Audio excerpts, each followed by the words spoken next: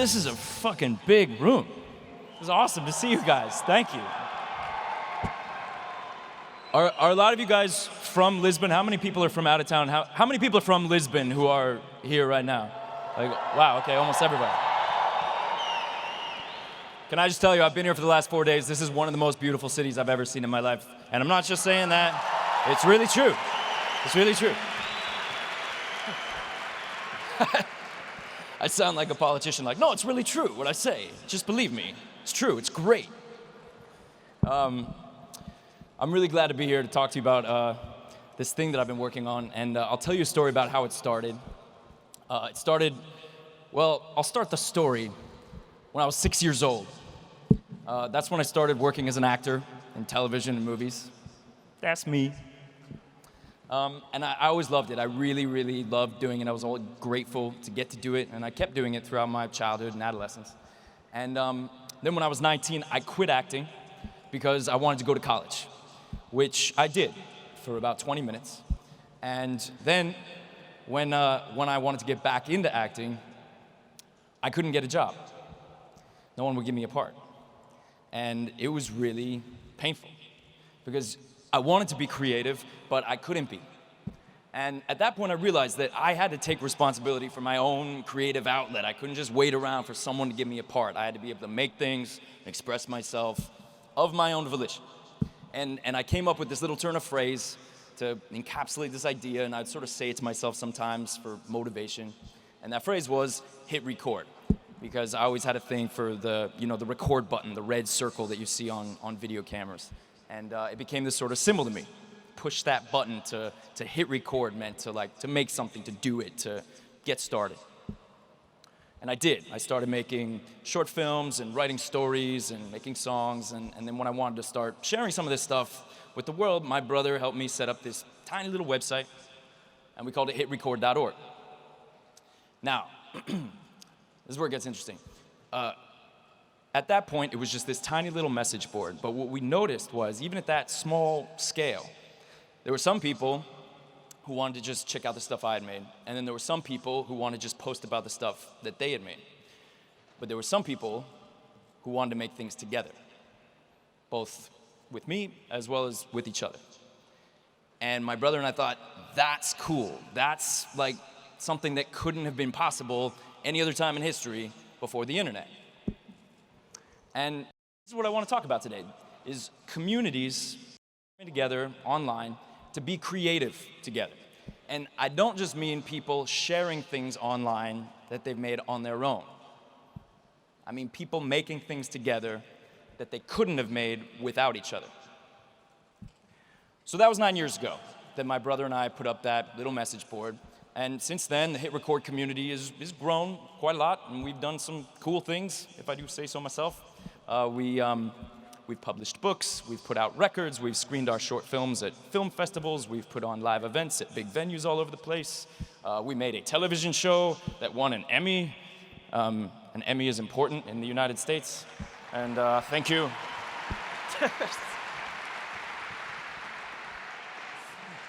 That's why we were stoked to win the Emmy, because I was like, one day I'm going to be in Lisbon, and that'll be when they applaud when I mention the Emmy.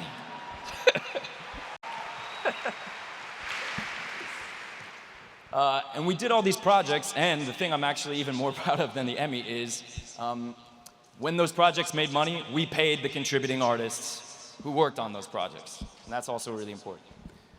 So over the years, I feel like I've learned some things about what it takes for a community of people online to be creative together. So I thought today I would talk about, some of the things I've learned. And here's the thing. I love the internet. I'm sure we all do. The internet has obviously been a very positive thing in so many ways. But I do think there are some things about today's online culture that limit our abilities to come together and be creative. And I want to bring up 3 of those things right now. I'm going to call these the 3 pillars of today's internet. And they are. They're coming. The crowd, free culture, and socializing. All right, so I'm gonna dive into each of these and talk about them a little. Start out with the crowd. So we've all heard about the power of the crowd and crowdsourcing. I'm going to bring up two of the main ways that crowdsourcing happens nowadays. The first I would call big data-driven crowdsourcing. So this is where a huge number of people contribute their data without having to put any effort into it, oftentimes without even knowing that it's happening. And then a computer program is able to take all that data and do something useful with it. For example, like the app Waze, it amalgamates a bunch of user-generated data to provide traffic information. All right, so crowdsourcing like that, it can be really great, really useful for high-volume technical tasks. But it's not really good for anything creative. The second kind of crowdsourcing, it's common today, I'd call it an open contest, right? So this is when there's a task that needs to be accomplished, and anybody can attempt to accomplish that task, and then a winner is picked, and then that winner gets some kind of reward. One example of this is the company X Prize. I don't know if you know them, they're amazing. They've accomplished some terrific things, definitely creative things, like the creation of a reusable suborbital spaceship, or like innovative solutions to clean up oil spills. Really, really amazing things, and it's wonderful that they're getting them done. And they do this by offering big cash prizes to the winners of their competitions. Now, what this doesn't take advantage of is, obviously, when one person has an idea, but they're competing with the other person, well, then this idea that this person had isn't very useful to this other person over here. In fact, this person's idea harms this person over here because it hurts their chances of winning the competition. Now, these competitions have been going on for a long time, really for ages. And it's cool that they're using the internet to run these competitions because it gives more people the opportunity to compete. But like I said, there's really some limitations on how these competitions can work because people are competing with each other instead of collaborating with each other. So this is sort of the limitation of what I would call an open contest, right? What it doesn't take advantage of is what would happen if all the different people that were competing were able to put their heads together in some kind of organized fashion. And my question is, would they be able to come up with something more than they could on their own? I think they could. So, okay, so that's the crowd. Next up, free culture. That's the second pillar of today's internet that I want to talk about. Now, it's a given that all of the world's culture and art and literature and science and journalism, etc., is available for free online, which is obviously awesome. And the biggest example of this is, of course, Google. Anything we want to know or see or hear, we just Google it, and there it is right away for free. But again, I do think there are some limits to this kind of free culture when it comes to our ability to be creative together online. And now I do acknowledge that the laws surrounding intellectual property and copyright in my country, they're antiquated and they probably need reform. In fact, this phrase that I'm using, free culture, it's the title of a book by a great legal thinker named Lawrence Lessig, and he's very critical of today's copyright laws, and I agree with him. However, I also firmly believe in a basic principle that if someone does some work and creates some kind of intellectual property, and that intellectual property is able to generate any kind of revenue, then that creator deserves some of that money, right? It seems like common sense. Unfortunately, this is not often what's happening online in this context of free culture. There's another really good book I recommend if you're into this kind of stuff. It's called Who Owns the Future? It's written by Jaron Lanier.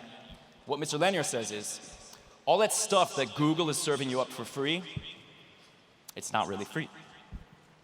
Because there is money being generated in that transaction.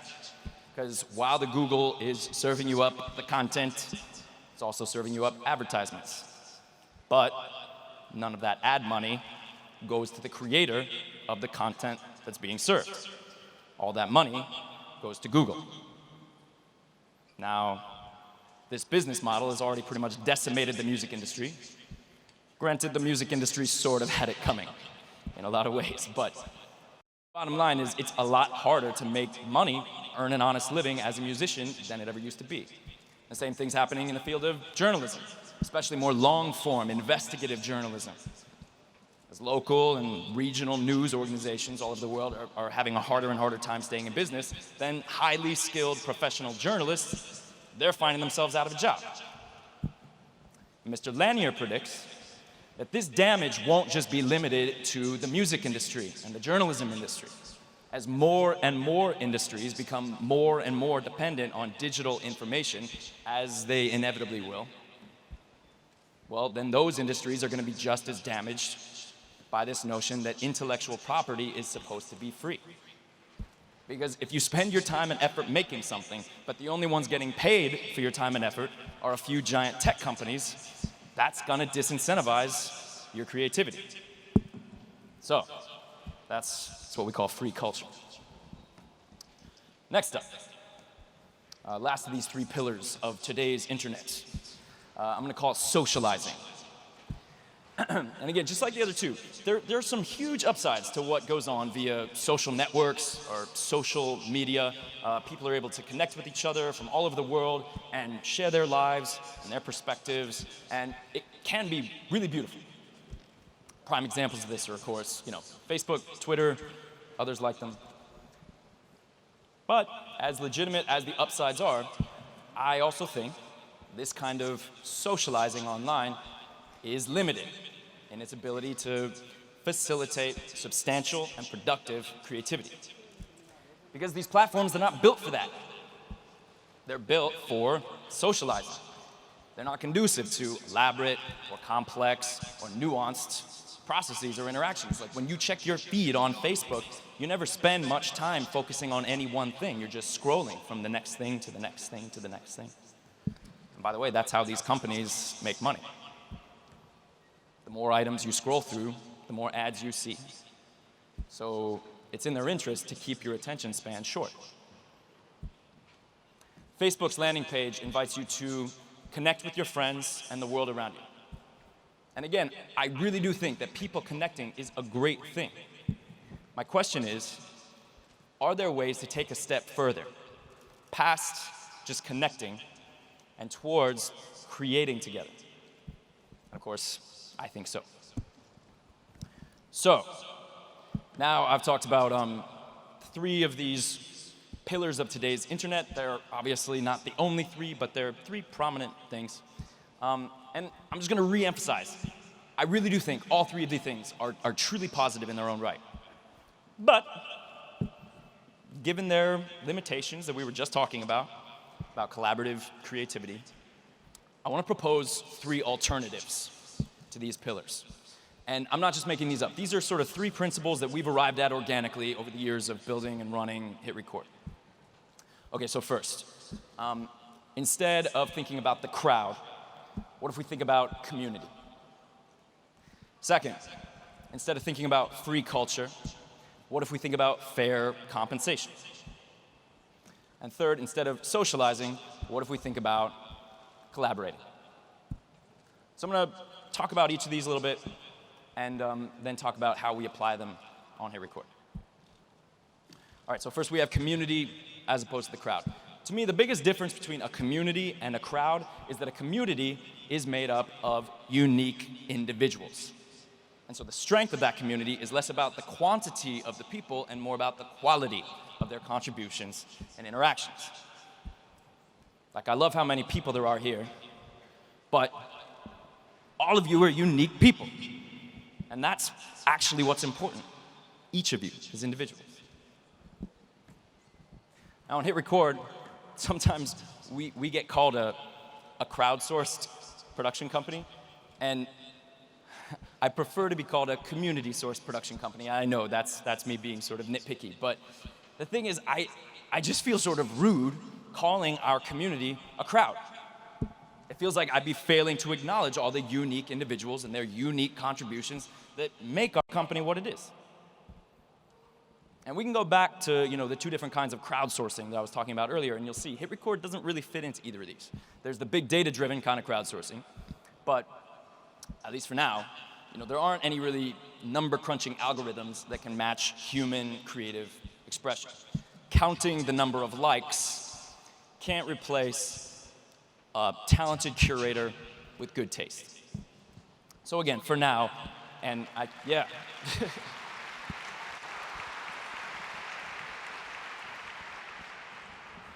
You guys, I'm genuinely fascinated to hear which of these things are the things that you respond to. So it's really cool to get to, I've been writing this for a while. It's cool to hear like, oh, that's an idea they really connect to. That's really cool, so thank you.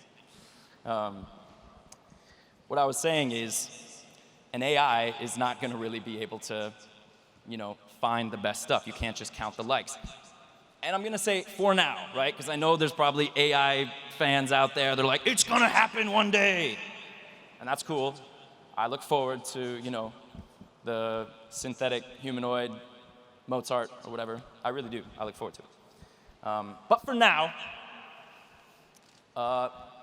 this kind of crowdsourcing, it can't really do what our community does.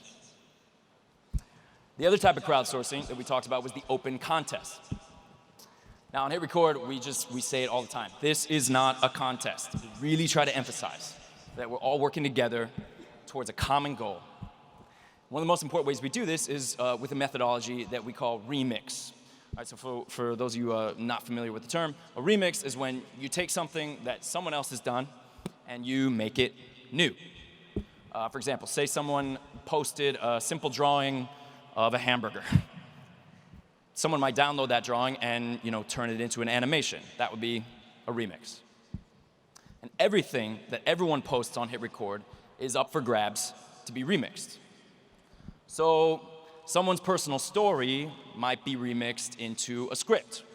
And then other artists, like actors or illustrators or animators or musicians, they might build off of that script to produce a finished short film. And that might end up in our TV show. And this is how a bunch of smaller contributions from different people can all add up to a finished product.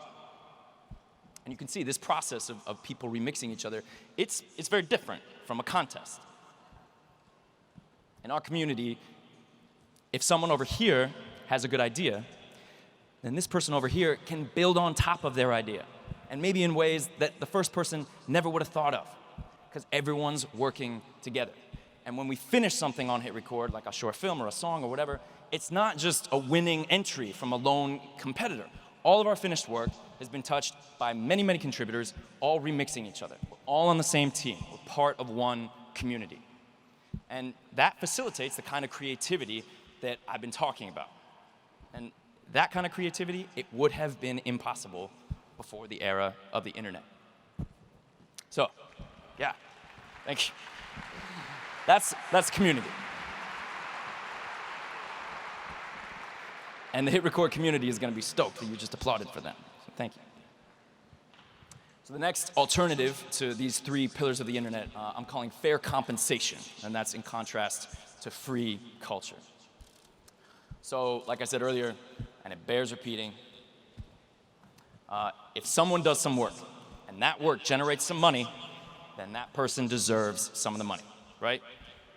On HITRECORD, anytime one of our productions makes money, everyone whose contribution is featured in the final version of that production makes some of that money. Now, figuring out what's fair and which artists get how much money, that's no small feat, but we have an open, collaborative process for that too. And we've been doing it this way for 6 years.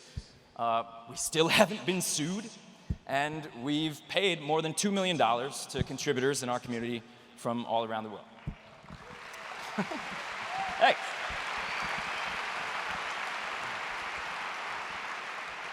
Now, there's a really great quote that often gets attributed to Walt Disney. And I like to say it when we talk about money on HITRECORD. And that quote goes, we don't make movies to make money. We make money to make more movies. And that's the pervasive attitude within our community. People, they're happy to get paid, but I honestly think that for them, often it's not about the money, it's about the principle. They feel that their time and their effort has been fairly acknowledged and compensated. And I think that's a big part of what allows our community to be so productive together. So that's fair compensation. All right, lastly, as opposed to socializing, let's talk about collaborating.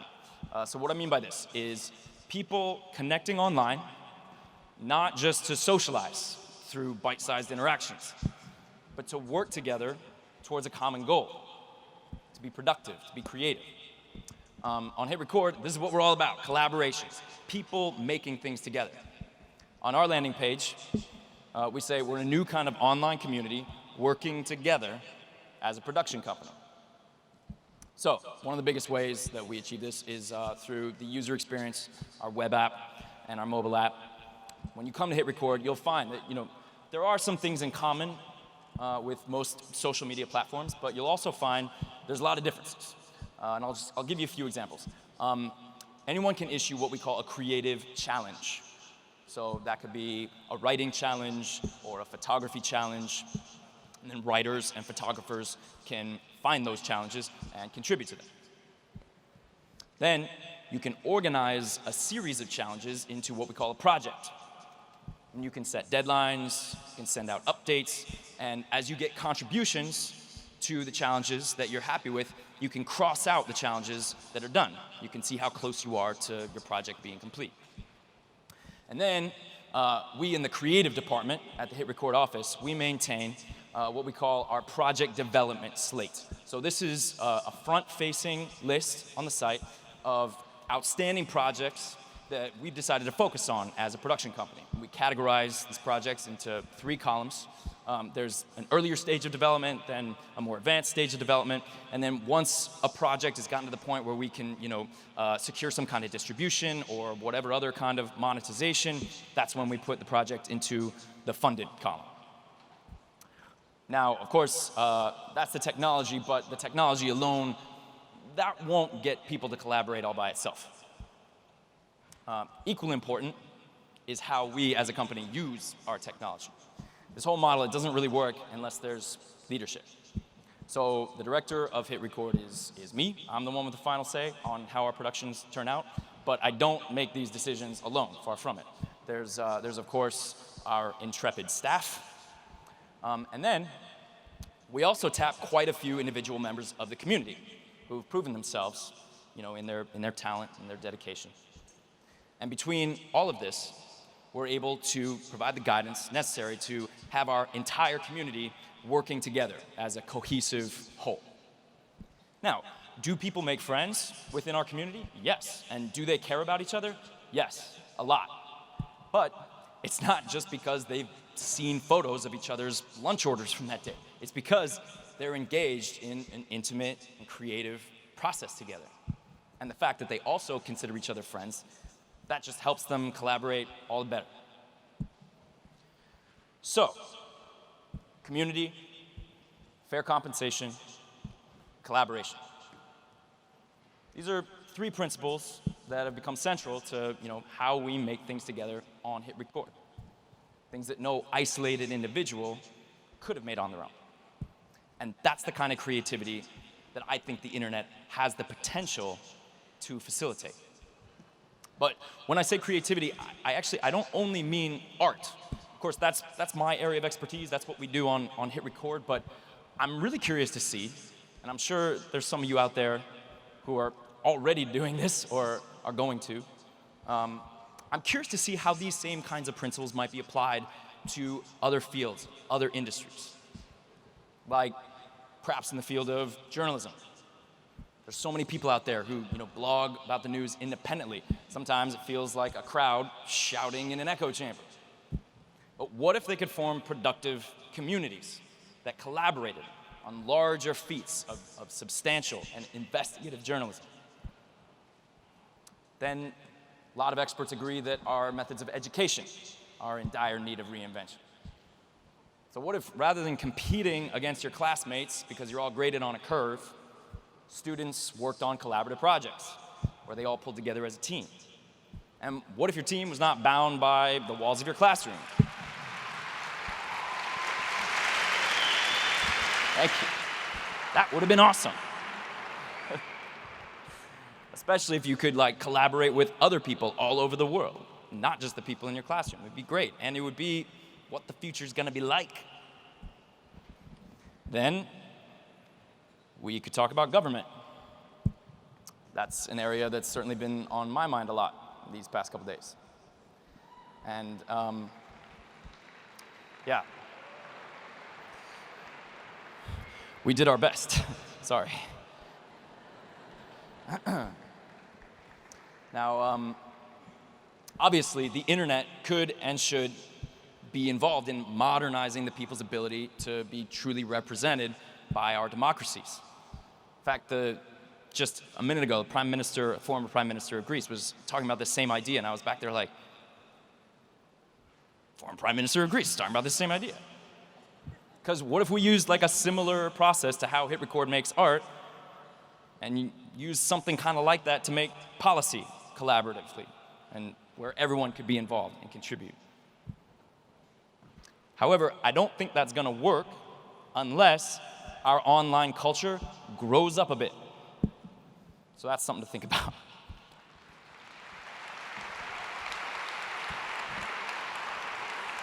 So the one thing I think you can say, this for sure, is that as we move forward into the future, the internet will definitely impact every industry more and more. And the question is, what kind of impact is that gonna be? But if people all around the world can come together and do more than just connect, if we can actually collaborate to make things together that we couldn't make on our own, when I think about that future, I start feeling optimistic. I start feeling optimistic about where we're headed.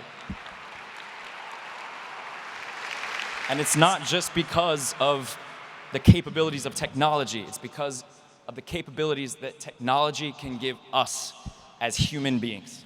Thanks very much, everybody.